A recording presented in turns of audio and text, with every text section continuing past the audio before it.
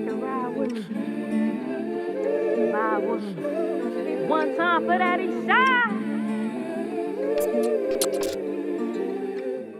Hello guys, I'm T3 Benji. We're filming a mini docu-series based off my song, In These Streets.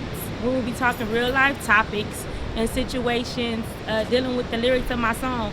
Real raw and uncut situations. So we're gonna dive right into this first topic, which is molestation and how it played a part in my life, my mindset, how it shaped and changed my childhood, and as well as the relationship I had with my father. The beginning of my song, there's a verse that says, I learned to pop pistols in elementary. Daddy taught me to shoot so the next man couldn't get to me after being molested. And so it was after I got molested, my father decided to teach me how to shoot. And in my process of healing, I have attended different groups, variations of workshops, and I was very vocal about the situation. One lady kind of like tried to slam my dad and say, well, he shouldn't have tried to teach a child how to do these things. But to make it very clear is my father is a man of 4 daughters. He has 4 girls, and my father had 1 leg.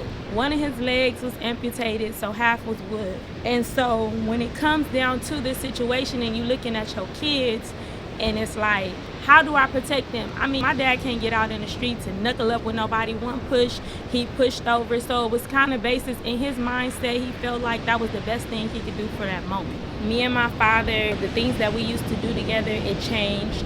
And he went from watching cartoons with me, playing with me, combing my hair, to now I'm up at 6, 7 in the morning outside on the curb, literally sharpening a shank. I'm probably the only kid in elementary that had a shank.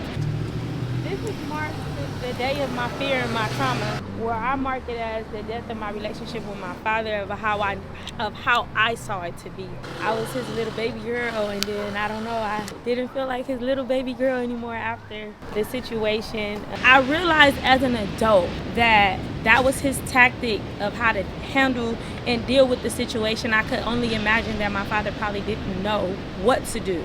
Not to mention that my dad did go to jail for shooting this guy, and I have this responsibility on my shoulders of my voice makes a difference as to whether my father come home. And so as a kid, that was heavy on me. Nobody ever asked me how I felt. Nobody ever asked me how was I doing. Nobody checked on my mental. And even down to the court system, it was more so somebody need to go to jail. It was never a question later on of, after this instant, how do we help this family? So as an adult, when I'm sitting in these groups and I got these people looking at me that are a part of this system and telling me and judging my father for how he dealt with it, it was like, well, your system didn't help. You just looking to put somebody in prison. You just looking to get a conviction. No one turned around and asked, do you guys need therapy? How do we further help this little girl get through this? But it was so quick to prosecute my father. A really big responsibility on my shoulder, and I'm 6, 7 years old.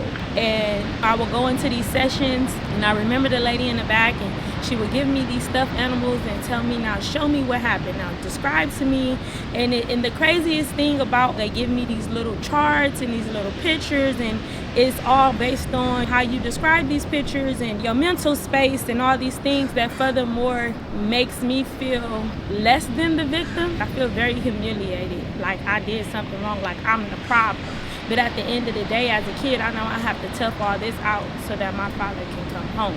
And so I would like to speak to those who deal with or have dealt with molestation, because it's not just women, it's men also.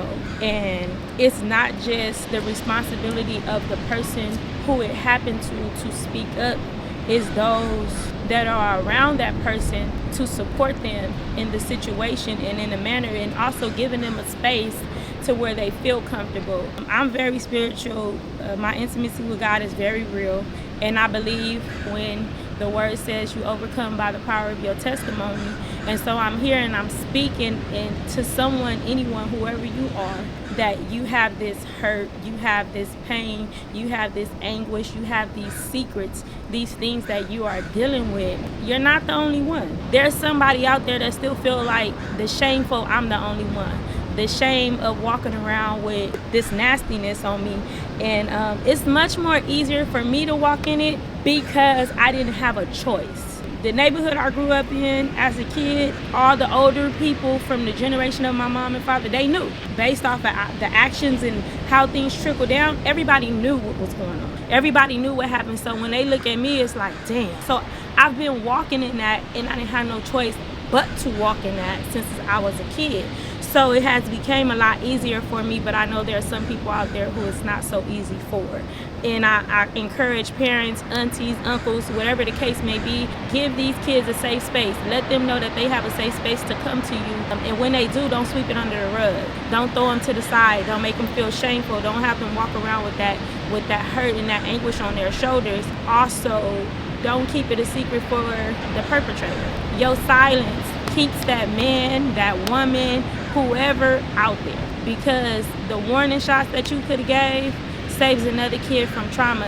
It shapes your life. It shaped how I look at relationships, how I deal with men, how I view sex. I never associated sex with love, because every man that had came as an adolescent and a teenager that has came to me for sexual things, they did not love me. So when I got into a relationship with somebody, sex wasn't a thing for me when it comes to love, because I don't identify. I'm working on that now today, but I never identified sex with love. And so we all know as an adult, that's an intimate part of your relationship that a person may yearn and want. And for me, I may look at it like, before my change, my growth, my healing, it was easier for me to have sex with somebody I didn't care about before I would have sex with the man that I loved in my home. It was a really big problem in my life. And so it's like, if we don't tackle these things, if you don't help people challenge and hurdle these things, it will be an ongoing situation, and it damages your life. It damages your life. My childhood damaged my adulthood. The violence that took place within me, the anger, the anguish that I then threw out on other people was all based off that. I remember walking down the street one day, and it was me and my uncle, and I seen the man, and instantly I froze. My body would always know when he was around before my mental knew he was around. I remember my uncle following the direction of my eyes and seeing this man across the street, and he snatched my arm, and he was like, "Nigga, don't you ever freeze up in front of no nigga when you with me." And people who know me from the way that I lived as an adult, they be like, "She crazy," or "She this," and it's just like that moment shaped everything after.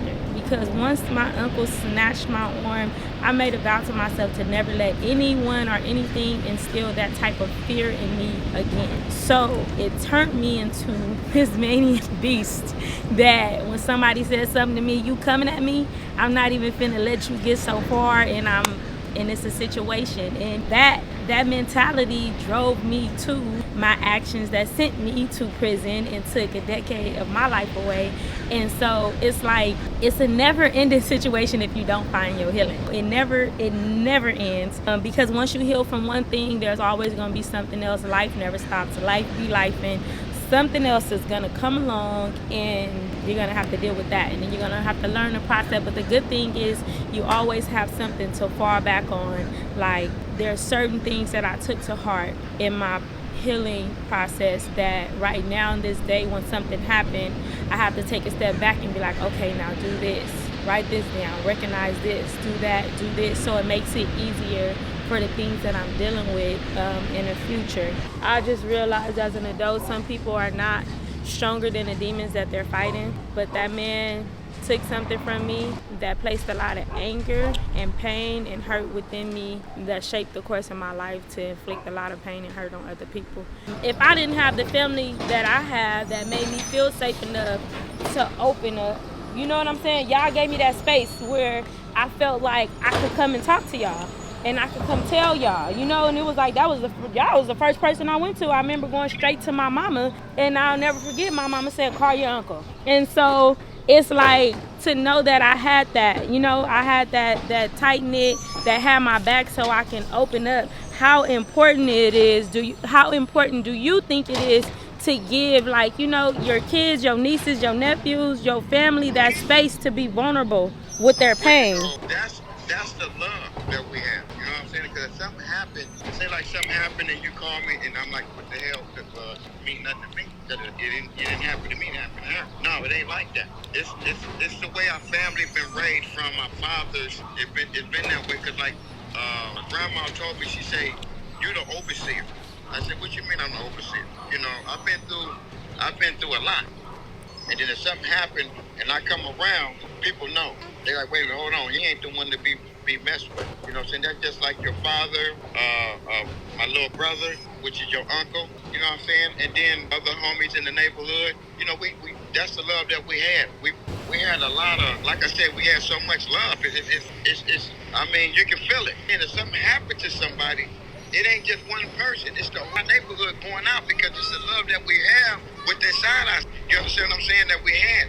That's just like you. When I said something about you, the entire neighborhood was looking for that dude. You know, and not just you. Okay, so we're gonna wrap this up, and Wrap it up. in wrapping this up, I wanna thank you for the space that you gave me, and I feel like it's very tight that I can have a full circle moment with the person that brought me out of that fear.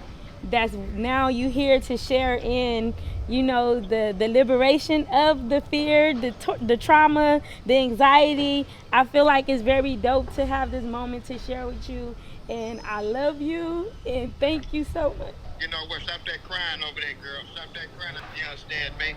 Stop that crying because I'm gonna tell you something. You're strong. You're very strong. I love you. You're strong, Tasha. You're very strong. You're the inspiration of the whole entire neighborhood right now. You know, everybody see what you're doing. I mean, you got your rapping going on. You got your clothing line going on. I mean, you're doing it. I thank y'all for tuning in with me. I thank you for checking me out. And this is Songs and Lyrics with T3 BENJI, based off my song In These Streets. Watch out, look out for more, because I knew what I wanted to be. End up sitting in a pen, like exposed to the streets. These streets. Let me talk to him one time. Can't shake it, can't fake it, gotta take it. How it is in these streets. Ride with me. In these streets. How it is in these streets. How it is in these streets. Ride with me. Talk to him. Can't shake it, can't fake it, gotta take it. How it is in these streets. Ride with me. Just ride with me. How it is in these streets. How it is in these streets. Whole team burn it up around me. On the roof in the bushes. Cold scheme. I made it off a wall. It's God's dream. Drive-bys, DP.